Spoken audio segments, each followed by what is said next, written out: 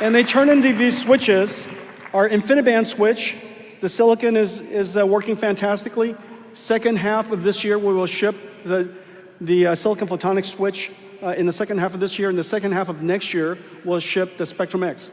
Because of the MRM choice, because of the incredible technology risks that over the last 5 years that we did, and filed hundreds of patents, and we've licensed it to our partners so that we can all build them, now we're in a position to put silicon photonics with co-package options, no transceivers, fiber, direct fiber into our switches with a radix of 512. This is the 512 ports.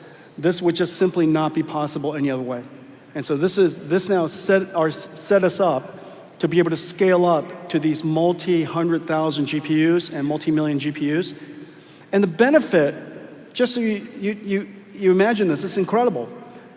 In a data center, we could save tens of megawatts.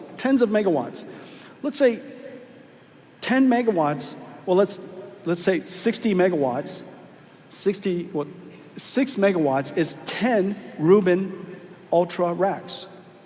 6 megawatts is 10 Rubin Ultra racks, right? And 60, that's a lot. 100 Rubin Ultra racks of power that we can now deploy into Rubins. All right, so this is our roadmap.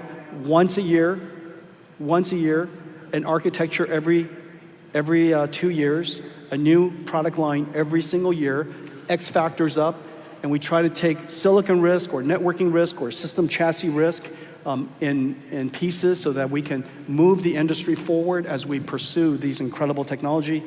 Vera Rubin, and I really appreciate the grandkids for being here. This is our opportunity to recognize her and to honor her for the incredible work that she did. Our next generation will be named after Feynman.